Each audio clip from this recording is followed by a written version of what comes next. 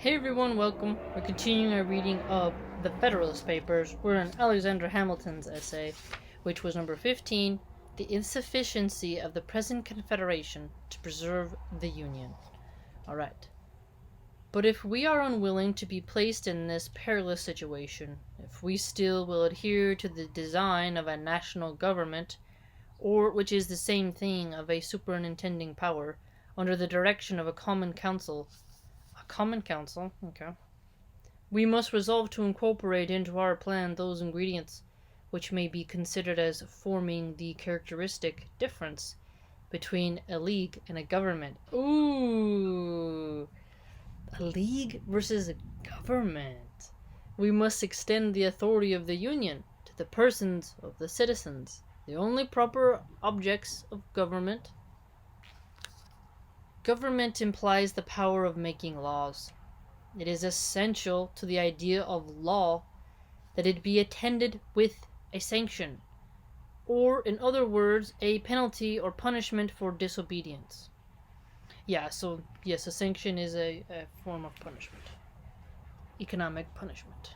If there be no penalty annexed to disobedience, the resolution or commands which pretend to be laws will, in fact, amount to nothing more than advice or recommendation. Like the Paris Climate Agreement, right? It wasn't anything really, like, if you didn't live up to the terms, it wasn't a treaty, it was like an alliance, but still, it was like, there's no sanctions, it has no meat, people won't listen, doesn't matter, it's just basically a useless commitment that any nation can agree to and then not do and still get the credit for being in the agreement, right? So it's, pretty weird. Interesting. So remember, he told us that a treaty without consequence is not really going to be something you should depend on. This penalty, whatever it may be, can only be inflicted in two ways: by the agency of the courts and ministers of justice, or by military force. Okay, so when you have a sanction, it has to be carried out by the court system, or an agency of law, essentially, or military intervention. Not necessarily, I don't know if you would call it intervention, whereas instead, as in, you could say intervention, invasion, you can say all kinds of stuff. By the coercion of the magistrate, or by the coercion of arms. So coercion, force. Libertarians ripping their hair out. The first kind can evidently apply only to men. The last kind must of necessity be employed against bodies politic, or communities, or states.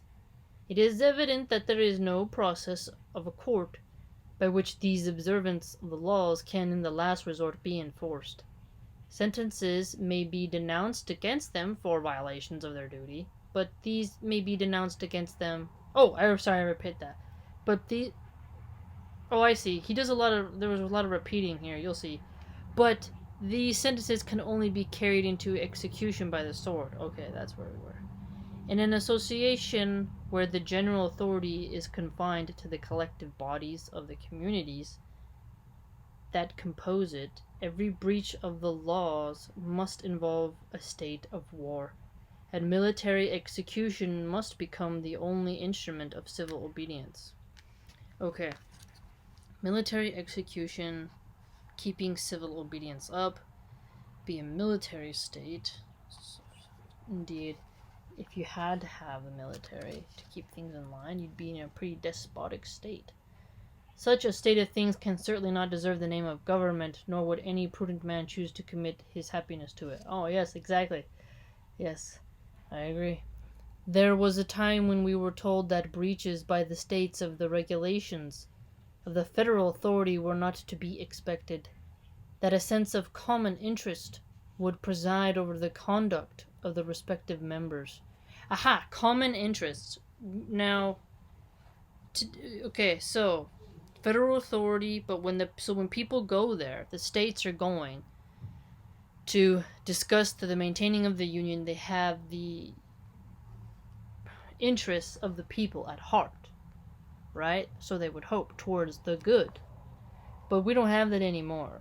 The members are not respectable and they do not have a common interest. Why? Because we have special interests via lobbyists, who, and other people who can make Congress work for them and not us. And would beget a full compliance with all the constitutional requisitions of the Union. This language at the present day would appear as wild as a great part of what we now hear from the same quarter will be thought. When we shall have received further lessons from the best oracle of wisdom, experience it at all times, betray an ignorance of the true springs by which human conduct is actuated. That is beautiful. Do you hear what he says? So, something like true springs, so it's like, and then aquitated, and belied the original inducements to the establishment of civil power. Why has government been instituted at all? Well, because we need order. There's going to be a government. Okay, a government is a larger grouping of the league, which is a smaller grouping of a council chamber, right? Which is a smaller grouping of the local sages or elders. I mean, a bigger than a group of the sages and elders and such. Indeed, it's invented and instituted because we have to have somebody taking care of stuff while we're earning our living, right? That's what I'd argue. Maintain security, keep up infrastructure, deal with criminals, and make sure pollution doesn't get out of control, and that's what's got to happen. That's what I'd say. Because the passions of men will not conform to the dictates of reason and justice without constraint. Ooh. Now that would be something where you would talk about what is the essential. Like, this is very Hobbesian, right? This is very Hobbesian. Locke might be like, we're born with a blank slate, and if you get raised with the dictates of reason and justice, you will not be ruled by your passions, right? I mean, that's pretty much what we do our whole life, is trying to control our passions. But he is right. Sometimes reason can get overwhelmed with the lust passion and the greed passion, right? True. And sometimes the passionate anger can override justice, right? But Draco, right, would argue, little blood guilt, little blood money, handle your business. Again, then you'd have to go into like different systems of justice, right? Because there's not just one anymore. Has it been found that bodies of men act with more rectitude or greater disinterestedness than individuals?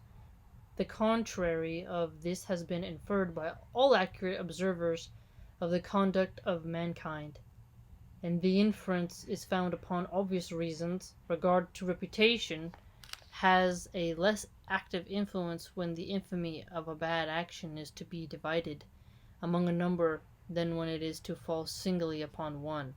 Good point. So, here we go. And less active influence. So, one bad action on one person versus a whole group. A spirit of faction, which is apt to mingle its poison in the deliberations of bodies of men, will often hurry the persons of whom they are composed into improprieties and excesses for which they would blush in private capacity.